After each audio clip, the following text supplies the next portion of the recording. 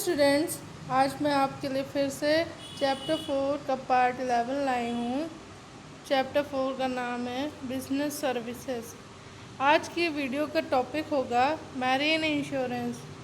और अगर आपने मेरे कल की और पिछले पार्ट्स की वीडियोस नहीं देखी चैप्टर 4 की, तो उसका लिंक आपको डिस्क्रिप्शन बॉक्स में मिल जाएगा। उन सब की लिंक प्लेलिस्ट बनी हुई है।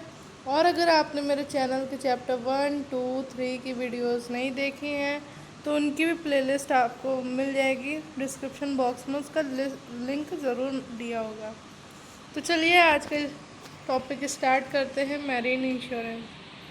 ये मैंने पहले भी आपको बताया है कि मैरीन इंश्योरेंस क्या होता है। टाइप्स ऑफ इंश्योरेंस में ये भी था। अब इसका मीनिंग क्या होता है?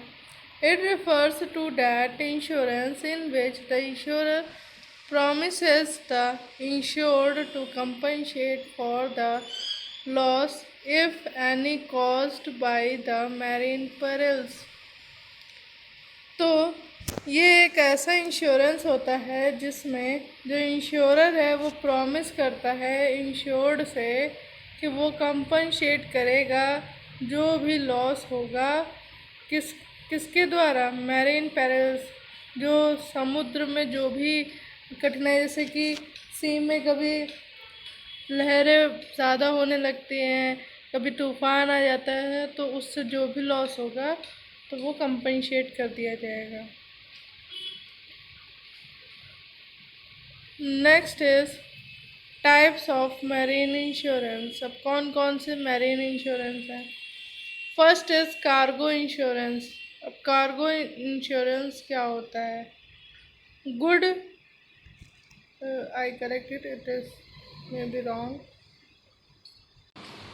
Goods carried by marine ships are known as cargo.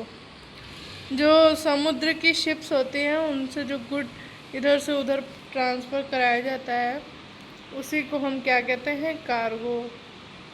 These insurance are insured against the risk of long journey in the sea. तो ये हम इंश्योरेंस क्यों कराते हैं? जो भी हम सामान भेज रहे हैं उसमें रिस्क होता है, ज़्यादा दूर पहुंचाना होता है उस सामान को, तो समुद्र में कुछ भी हो सकता है, कुछ पता नहीं है। तो अगर कोई भी दुर्घटना घट जाती है और उसकी वजह से आपके गुड्स को लॉस हो जाता है, तो अगर आपके पास कार्गो इंश्योरेंस होगा तो आपको आपका लॉस जो है कंपनसेट कर दिया जाएगा। Next type is hull insurance. Ship is also insured like the goods against the risk of arising out of marine long journey in the sea. तो जो शिप है उसका भी इंश्योरेंस कराया जाता है, जैसे गुड्स का कराया जाता है।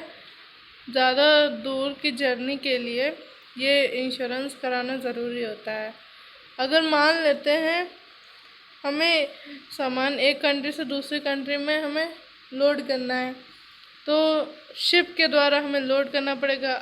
मान लेते हैं तूफ़ान आ गया, तो जो शिप है उसको कुछ ना कुछ डैमेज हो सकता है, तो जो भी डैमेज होगा उसका कंपनसेट इंश्योरेंस कंपनी कर देगी अगर आपके पास हल इंश्योरेंस होगा। This is known as insurance of ship और हल इंश्योरेंस।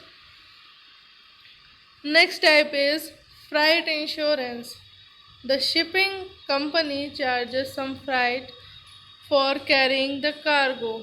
जो शिपिंग कंपनी है कुछ अमाउंट चार्ज करती है गुड्स को इधर से उधर पहुंचाने के लिए। Hence the shipping company has an interest in freight. तो वो कुछ ना कुछ इंटरेस्ट भी फ्राइट पर लगाती है।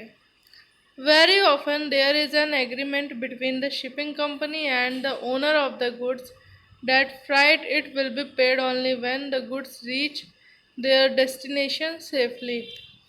तो एक एग्रीमेंट साइन कराया जाता है शिपिंग कंपनी और ओनर के बीच में।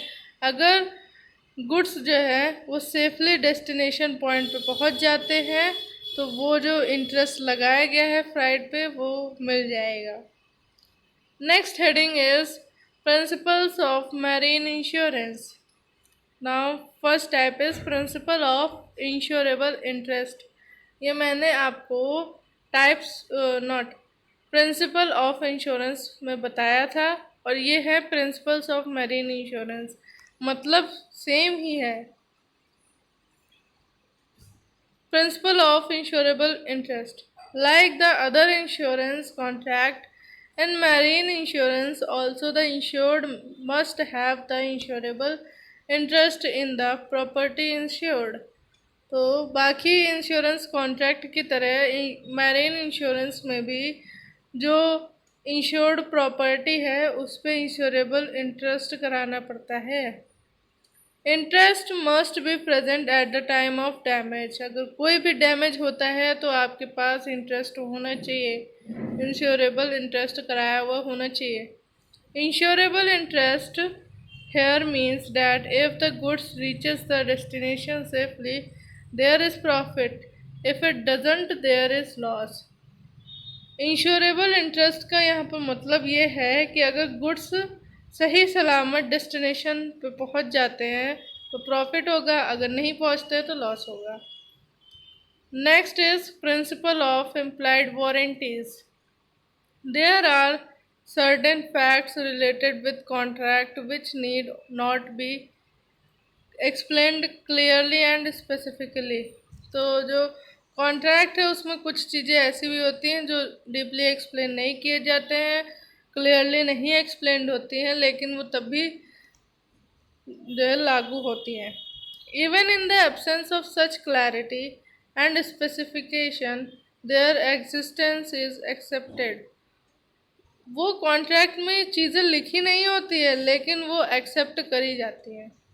Has the implied warranties are those warranties which are followed even if they are not mentioned clearly in the contracts। यही बताया जो भी मैंने अभी थोड़ी देर पहले बताया कि ये सारी चीज़ें मेंशन नहीं होती हैं लेकिन तब भी कॉन्ट्रैक्ट में अप्लाई होती हैं, एक्सेप्ट करी जाती हैं।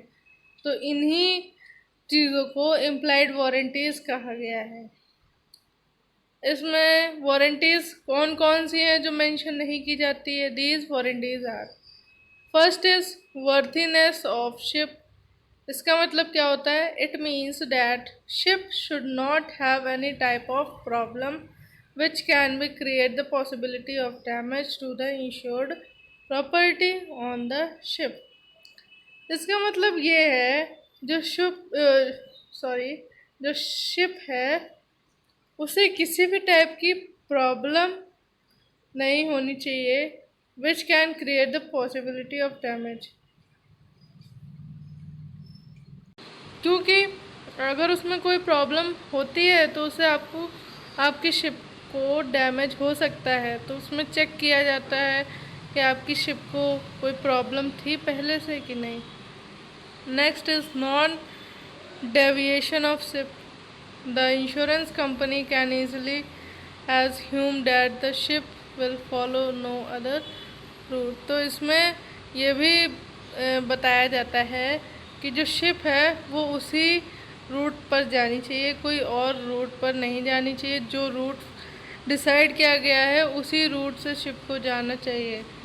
अगर जो है शिप किसी और रूट से कहीं जाती है, अगर वहाँ पर कोई डैमेज आएगा तो उसमें कहा जाएगा कि हमने ये रूट डिसाइड किया था, इस पे शिप नहीं गई, ये दूसरे रूट से गई है, तो वो जो इंश्योरेंस कंपनी है वो कंपनसेट नहीं करेगी लॉस का, अगर आपके दूसरे रूट पर कोई भी लॉस होता है। तो स्टूडेंट्स, आज के लिए बस इतना ही। अगर आपको मेरी वीडियो अच्छी लगी हो तो like and subscribe, bell icon ज़रूर क्लिक कर दीजिएगा जिससे कि आपको मेरी वीडियोज़ की सारी नोटिफिकेशन सबसे पहले मिल जाएंगी। और मेरी वीडियोस अपने दोस्तों तक ज़्यादा से ज़्यादा शेयर करिएगा। और अगर कोई भी डाउट हो और कोई भी सजेशंस हो मेरी वीडियोस के रिगार्डिंग तो कमेंट बॉक्स में ज़रूर बताइएगा, और आपको मेरी वीडियोस कैसी लगती हैं ये भी कमेंट में बताइएगा।